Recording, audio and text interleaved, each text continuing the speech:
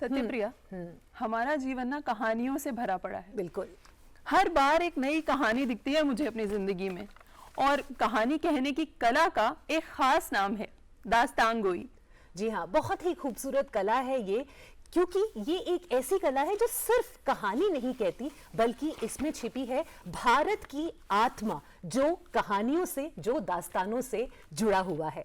और अगर वो दास्तान किसी ऐसे व्यक्ति के विषय में हो जिसका जीवन अपने आप में लेजेंडरी हो, तो क्या बात है। बिल्कुल, कभी कभी दास्तान को हमारी कहानी कहते हैं, कभी इतिहास की, और आज कहने वाले हैं सिनेमा के जादूगर गुरुदत्त की। जी हाँ, हम स्टूडियो में स्वागत करना चाहेंगे दो बेहद खास मेहमानों का, फौजिया दास्तानगो जी का और साथ ही विकास जालान जी का। खासियत ये है कि फौजिया जी दास्तान गोई की कला में माहिर हैं, लेकिन उन्होंने साथ ही बहुत सारे दास्तान गोई आपने किए हैं, लेकिन आज आप दर्शकों के लिए लेकर आ रही हैं दास्तान ए गुरुदत्त, जिसका मंचन अब परसों यानी कि 11 तारीख को कामानी ऑडिटोरियम दिल्ली में भी होने वाला है। सबसे पहले फौजिया जी, आप से ये जानना चाहेंगे कि जब आपने दास्तान गोई के बारे में सोचा तो गुरुदत्त को ही क्यों चुना।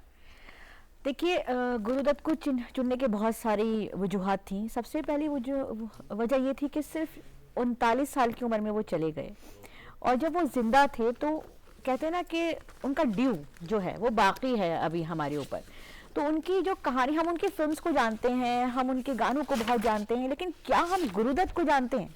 गुरुदत्त कैसे थे? जैसे अमूमन फिल्मी हस्ती जानती है, हम ये चाहते थे कि आम आदमी तक हम ये कहानी पहुंचाएं कि गुरुदत्त की शख्सियत कैसी थी, उनका सफ़र कैसा रहा, और उनकी ज़िंदगी का आखिरी वक्त कैसा गुजरा।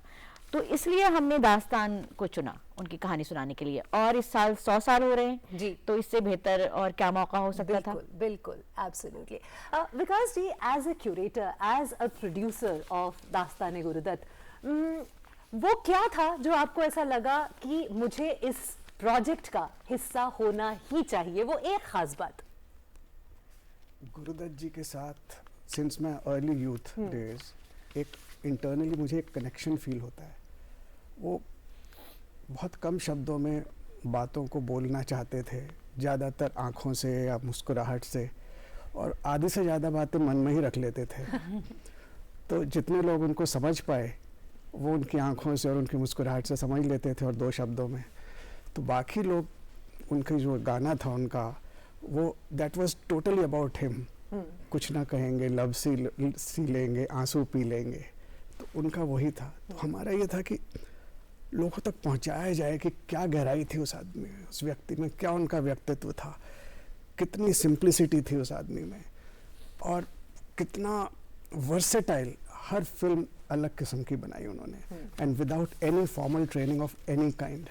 इतने छोटे से जीवन में कितना कुछ बना के चले गए चुपचाप। मैं यही जानना चाह रही हूँ फौजिया जी कि इतनी लंबी दास्तान है गुरुदत्त जी की, आपने इतने कम समय में कैसे समेटा उसे? 2 घंटे में समेटना बहुत बड़ी बात है। और ये म्यूजिकल ट्रिब्यूट है, बिल्कुल। आप ये बिल्कुल वाजिब सवाल है। देखिए, विकास सर और मैं, हमने कभी भी ये क्लेम नहीं किया कि हम 1.5 घंटे में हम पूरी गुरुदत्त की जिंदगी के बारे में बात करेंगे, लेकिन हाँ, उनके कुछ खास हिस्सों के बारे में हम जरूर बात करेंगे। उसके बाद हम चाहते हैं कि हमारे शो के बाद ना लोगों को लगे अरे ये तिश्नगी है, मतलब ये थोड़ा कुछ रह गया। तो उसके बाद जाहिरी बात है प्यासा थोड़ा बहुत बचा रहे, तो वो किताबें पढ़ें, उनके बारे में गूगल करें जाके और पढ़ें। मतलब हम लोगों को उस किनारे पर लाके छोड़ना चाहते हैं कि वहां से आगे का सफर वो खुद तय करें। तो बिल्कुल सही वाजिब सवाल है कि मुमकिन नहीं था कि देखिए 3 घंटे की फिल्म नहीं है, इसमें गाने भी हैं, तो उनकी जो खास जो अहम हमें लगा बातें हैं वो हम लोगों तक पहुंचाना चाहते हैं। तो जब हम दास्तान गोई की बात करते हैं तो दास्तान आपके लिए पर्सनली क्या है? दास्तान मेरे लिए एक बहुत ही, उसका जो एक लफ्जी मायने है, दास्तान यानी लंबी कहानी, गोई यानी कहना। तो ये वो दास्तानें हैं जो कभी खत्म नहीं होती थी। हाँ, जब पुराने जमाने जब दास्तान होती थी जामा मस्जिद की सीढ़ियों पर, तो लोग बैठते थे और वो महीने, कई दिन और साल चला करते थे। भाई आज तो ना ऐसे लोग हैं, ना सुनने वाले हैं और ना सुनाने वाले हैं। तो मैं चाहती हूँ कि ये दास्तान, जैसे अब हमारा तरीका ये है, जैसे मैंने कहा कि हम एक छोर पे लाके आपको छोड़ेंगे, उससे आगे का सफर आप तय कीजिए।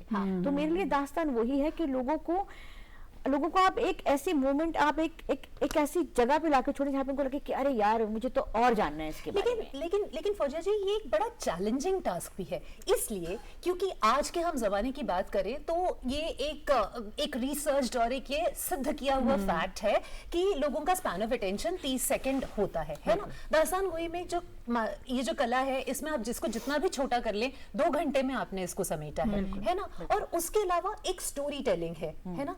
तो विजुअल्स बेस्ड है आजकल जो कुछ भी हम देखते हैं, इसमें सिर्फ स्टोरी टेलिंग है।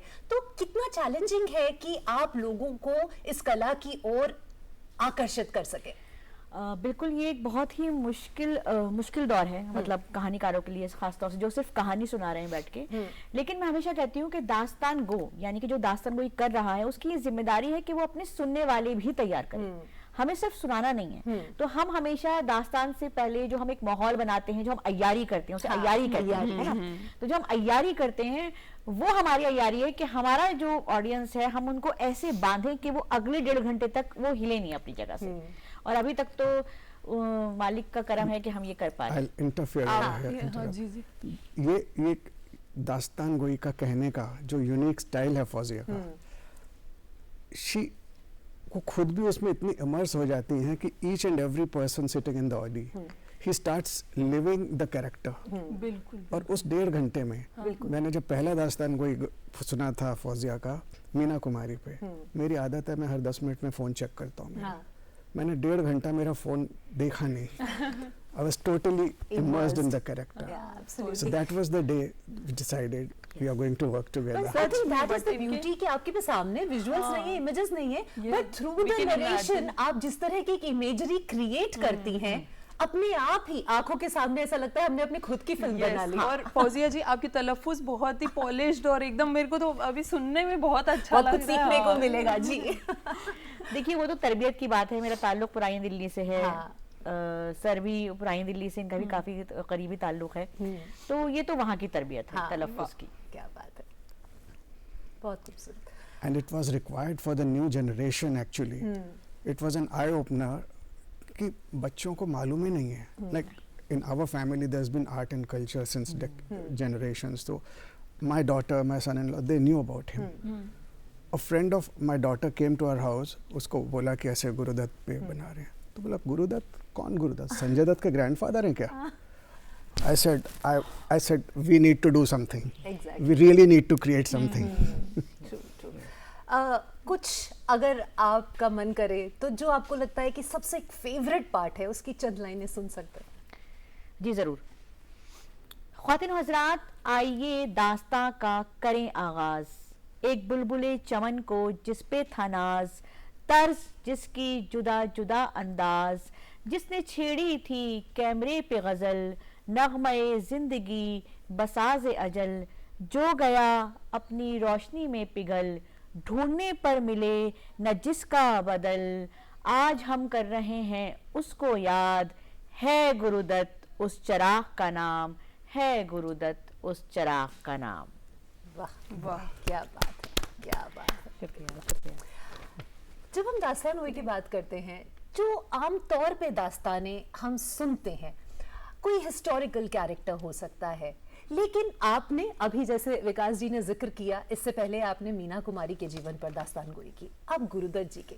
What is it that attracts you most about the lives of Meena Kumari और गुरुदत्त, जब हम ये देखते हैं कि उनका जीवन बहुत सरल कभी नहीं रहा, उनके जीवन में ट्रेजेडी भी रही, बहुत ट्रैजिक सर्कमस्टांसेस भी रहे, रोमांस रहा, इमोशन रहा, सिनेमा के प्रति एक पागलपन रहा। तो क्या है वो एक चीज जो आपको अट्रैक्ट करती है, जिसको आपको लगता है कि नहीं ये दास्तान के रूप में लोगों के सामने आनी चाहिए?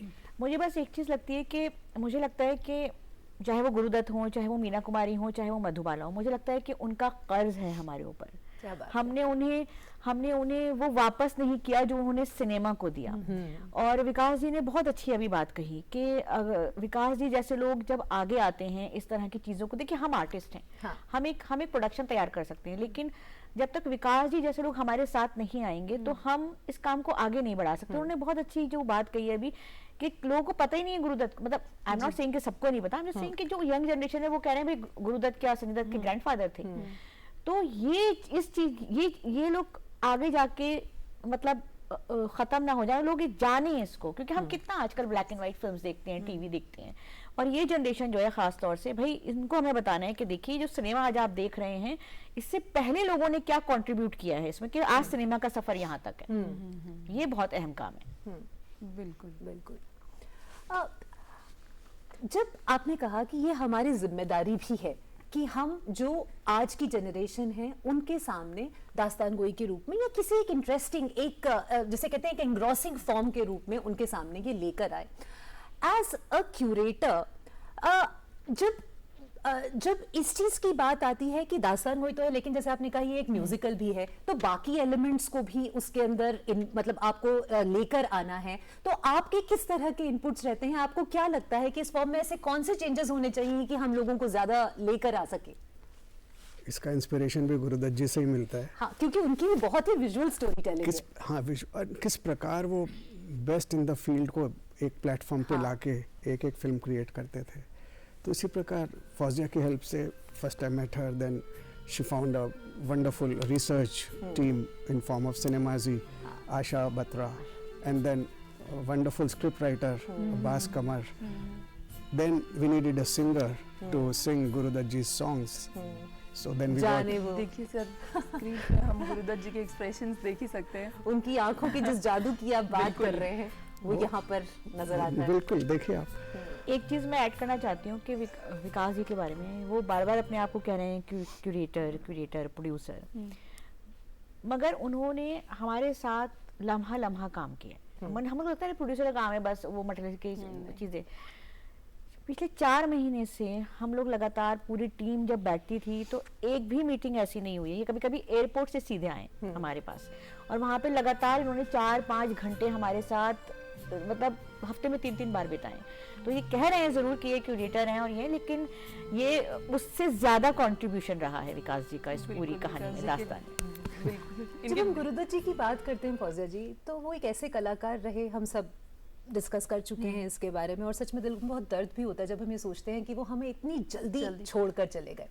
तो एज एन आर्टिस्ट जब आप परफॉर्म करती हैं तो क्या कभी उस बात को लेकर इमोशनल भी हो जाती हैं, और क्या वो छलकता भी है आपके परफॉर्मेंस में, आपके नरेशन में? बहुत बार। अभी हमने 4 अक्टूबर को इसका प्रीव्यू शो किया था कमीलियाज में, वहाँ लोग रो रहे थे। तो अगर लोग रो रहे हैं और लोगों तक वो बात पहुंची है तो मुझे लगता है हमारा काम हो गया। तो इमोशनल डेफिनेटली जब स्क्रिप्ट लिखी जा रही थी तो वो जो पेन है वो मेरे ख्याल से हमारी टीम के हर, खासतौर से हम जो 3-4 लोग जो हमारा जो कोर ग्रुप है, हमने तो ये बहुत ही महसूस किया है। और हमने इसको सेंसिटिवली भी हैंडल किया है। हम नहीं चाहते थे कि कोई भी ऐसी बात हम कह दें या कोई भी ऐसी बात हम करें जिससे किसी की भी कहते हैं दिल आजारी हो, दिल दुखे या कोई बात। तो हमने बहुत ही संभाल की चीजों को किया है। लेकिन कैसे इमोशनली एज एन आर्टिस्ट आप इससे इमोशनली डिस्टेंट रहती हैं या नहीं, या you have to get into that emotions yourself? Yes, बिल्कुल आपने सही कहा है। मतलब काफी बार ऐसा लगता है कि जब आप इस तरह की चीजों पे काम करते हैं कि आपकी एनर्जी जो है बहुत ड्रेन हो रही है, क्योंकि अल्टीमेटली आप ड्रेन नेगेटिवली नहीं कह रही हूँ मैं, मतलब ड्रेन मतलब कि आप इतना ज़्यादा घुस जाते हैं, आपको लगता है कि ये जो दर्द है कि एक जिम्मेदारी आ जाती है फिर उसके साथ कि क्या मैं इंसाफ कर पाऊंगी, क्या ये दर्द, ये पेन जो है जो उनकी ज़िंदगी में रहा है, कि हम उसका 5% भी लोगों तक पहुंचा पाएंगे। ये एक बहुत बड़ी जिम्मेदारी है और इसको बहुत हमें सेंसिटिवली हैंडल करना है कि देखिए हम किसी के गम या ट्रेजेडी नहीं बेच रहे हैं अपनी दास्तान में, हम बस उस इंसान का सफ़र लोगों तक पहुँचा रहे हैं एक बहुत ही हसास तरीके से। इसी बारे में मुझे जानना है विकास जी, ऑडियंस का बाइफरकेशन मतलब क्या होता है? नई जनरेशन आती है दास्तान गो की कहानी के लिए, उन्हें थोड़ा सा फोर्स करके लाना पड़ता है। पर एक बार आ जाए तो टिक के रह जाते आ जाते हैं तो फिर I tell you about my son in law. एक दास्तान गोई में उनको ज़बरदस्ती पकड़ के ले गए, बोले कि क्या मैं नहीं चलूँगा ये वो। अब एक में गए, वो बोलते हैं मैं हर एक में चलूँगा, आपका कोई भी है मेरे को आप लेके चलिएगा। बात है, इट क्या बात है। इम्पैक्टेड। एंड फौजिया जी का जो अंदाज है खास तौर से, I want to come back to that, जिस तरह से वो उनके स्ट्रगल्स से शुरू करती हैं, फिर उनको पीक तक कैसे वो पहुँचे, और फिर किस प्रकार उनका दोबारा नीचे आए धीरे धीरे, और वो जो पूरा वातावरण, पूरा एक इमोशनल जर्नी 1.5 घंटे की जो बनाती है ना, you totally get immersed, and एक जना नहीं होता है जिसकी आंखों से पानी ना आए अंत तक। 11 अक्टूबर कमानी ऑडिटोरियम शाम 6 बजे। जी, बिल्कुल। हम सब अगर चाहें तो जो भी खासकर दिल्ली में लोग रह रहे हैं, मुझे लगता है उन सबको जाना चाहिए, एंड इट्स एन एक्सपीरियंस जो कि आपको एक्सपीरियंस करना बनता ही है ना। बिल्कुल। एज अ प्रोड्यूसर क्या चैलेंजेस हैं लोगों तक इस बात को पहुंचाने में कि हाँ ये प्रोडक्शन है, और क्यों उनको ये प्रोडक्शन देखना ही चाहिए? इसमें चैलेंजेस भी बहुत आते होंगे, या आपको ऐसा लगता है कि ऐसा कोई खास चैलेंजिंग नहीं है, और हैं वो लोग जो सुनना चाहते हैं और देखना चाहते हैं? इसमें हम सोचे थे कि चैलेंज होगा, हाँ। कि कमानी हमने ले तो लिया, अब 600 प्लस की कैपेसिटी अब भरेंगे कैसे। We are already sold out, and I am getting phone calls कि भैया 6 और दिला दो, विकास जी 4 और दिला दो। We are putting extra chairs in the auditorium because we don't want to say no to anybody. 2 तो दिलाने And पड़ेंगे हाँ, आपको। 2 तो दिलानी पड़ेगी सर, बिल्कुल सही बात। और प्रपोर्शन है, यंगस्टर्स का प्रपोर्शन इंक्रीज हुआ है टाइम के साथ?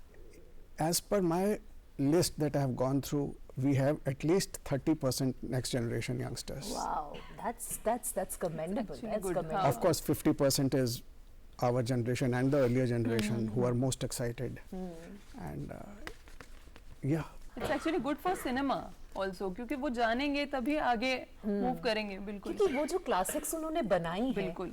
अगर वो अगली जनरेशन रिविजिट ना करे तो बहुत नाइंसाफी। बिल्कुल बिल्कुल बिल्कुल। अच्छा, थोड़ा सा कुछ और सुन सकते हैं। अभी उन्होंने कहा कि फौजिया जी का जो अंदाज है, तो कोई एक ऐसा किस्सा, कोई एक ऐसा वाकया जो आप दास्तान गोई में भी कहती हैं, नरेट करती हैं, जो आपके दिल के बहुत करीब हो, आप यहाँ सुनाना चाहें? हाँ, मैं एक बहुत ही गुरुदत्त जब भी कोई सीन डिस्कस करते थे अपनी टीम के साथ, तो वो इतना खो जाते थे उसमें कि उन्हें कोई किसी बात का एहसास ही नहीं होता था। तो एक बार ऐसा ही एक जिक्र है कि वीके मूर्ति आए हुए थे, और वीके मूर्ति उनके साथ एक सीन डिस्कस कर रहे थे, और उन्हें कोई सीन सुना रहे थे, और गुरुदत्त अपना शेव बना रहे थे कि अचानक उन्होंने अपना रेजर फेंका, और वो इतने गुस्से में आए और उन्होंने कहा, ये क्या करते हो यार तुम, हाँ तुमने मुझे बिल्कुल परेशान करके रख दिया है। तो वीके मूर्ति हैरान रह गए, उन्होंने कहा मैंने क्या किया है? कहा यार तुमसे बात करते करते मैंने अपनी एक तरफ की मूंछें उड़ा दी हैं। अब ये सुनते ही सेट पे सारे लोग हंसने लगे, और मतलब ये उनकी हालत थी, या ये उनकी संगत थी अपनी टीम के साथ बात करते हुए। तो उस दिन गुरुदत्त को नकली मूंछों से काम चलाना पड़ा, क्योंकि एक तरफ की मूंछ तो उड़ा ही चुके थे। इस किस्से को कैसे सुनाती हैं आप दास्तान गोई में? उस अंदाज में भी थोड़ा सुना दीजिए। तो खातिन हजरात, हुआ यूं कि एक बार गुरुदत्त से मिलने वीके मूर्ति आए। वीके मूर्ति उन्हें अपनी अगली फिल्म का कोई सीन सुना रहे थे, और गुरुदत्त शेव बना रहे थे। गुरुदत्त और वीके मूर्ति की संगत देखते ही बनती थी। जब वो कोई भी सीन के बारे में बातचीत कर रहे होते थे, तो उन्हें होश ही नहीं होता था कि आसपास क्या हो रहा है।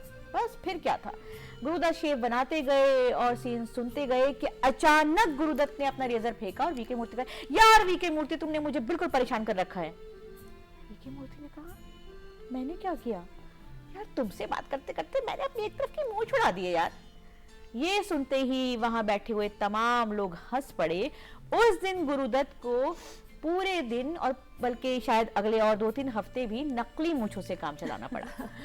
वाह, आपकी तलफ्फुज़ और आपका नहीं, अंदाज जो है, सबसे बड़ी खासियत मुझे ये लगती है कि वो पोएटिक स्टाइल Poetic, जिसमें yes. आप सुनाते हैं, हाँ। किस तरह से इसको आप इस तरह से एक दूसरे से मिश्रित कर देती हैं, उस कहानी को और उस पोएटिक स्टाइल को, कि ऐसा लगता नहीं है कि 2 अलग-अलग विधाएं हैं, दोनों विधाएं एक साथ जी। एक हो और जाती मुझे हैं। तो ऐसा लग रहा है कि मैं सिनेमा ही देख रही हूँ, एकदम कहानी चल रही है एंड आई एम लिसनिंग। बहुत शुक्रिया, बहुत शुक्रिया। और इतना अच्छा मिश्रण करती हैं हिंदी और उर्दू का, और उर्दू भी वो ऐसी जो आम आदमी समझ सके, जी, इतनी ज़्यादा कठिन वाली उर्दू नहीं इस्तेमाल करती हैं, जिसको क्योंकि भावना समझना जरूरी है, बिल्कुल बिल्कुल। तो वो उसी प्रकार। वही तो हमारा मकसद है, भावनाएं समझाना। बिल्कुल।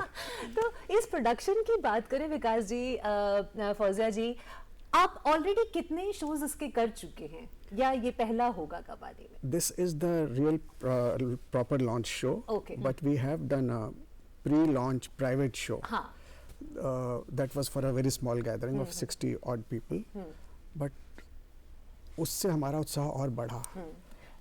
और आप इसका फ्यूचर किस तरह से देखते हैं इस शो का? कहाँ ले जाना है आपको? पूरे भारत में शो को लेकर जाना है? 8 शहरों से ऑलरेडी हमारे को इनविटेशन आ चुका है, इंक्लूडिंग ओवरसीज। ओह वंडरफुल वंडरफुल, ग्रेट। मतलब है, लोग हैं हाँ, जो मतलब पूरी definitely दुनिया सिनेमा में की इज्जत आप करते हैं। बस वो कह रहे हैं कि गुरुदत्त को तारीख लेकर दीजिए, जा कब रहे आ सकते हैं, लेके आइए बस। वाह, अभी तक उन्होंने सुना भी नहीं है, हाँ। बट उनको पता है कि फौजिया और गुरुदत्त एंड किस प्रकार ये जस्टिस करेंगी। तो एक already और call आ रहे चीज, माफी चाहती हूँ मैं बीच में, एक और चीज उन्हें पता है कि इस बार हमने और भी दास्तानें की हैं, लेकिन इस बार हमारे पीछे कौन है, ये भी बहुत अहम बात है। बिल्कुल बिल्कुल। सब आप भगवान दोनों कर जिस रहे हैं। तरीके से एक दूसरे को क्रेडिट देते हैं ना, ये टीम वर्क ही मुझे लगता है कि एक सक्सेस का मंच है। बिल्कुल, ये सब ऊपर से आशीर्वाद आता है। Thank you so much. और आप दोनों को बहुत बहुत शुभकामनाएं, और आप दोनों के साथ साथ आपकी जो पूरी टीम है जो इसके पीछे काम कर रही है, बहुत आप शुक्रिया। सभी को बहुत बहुत शुभकामनाएं। बहुत शुक्रिया, नवाज़। दास्तान गोई इज ऑलरेडी अ हिट। हम देख रहे हैं कि दास्तान गुरुदत्त ऑलरेडी एक हिट है, और आगे जो हिट होने का सिलसिला है वो चलता ही रहेगा, और पूरी दुनिया में आप इसे लेकर जाएंगे। बहुत बहुत शुभकामनाएं आप दोनों को। Thank you.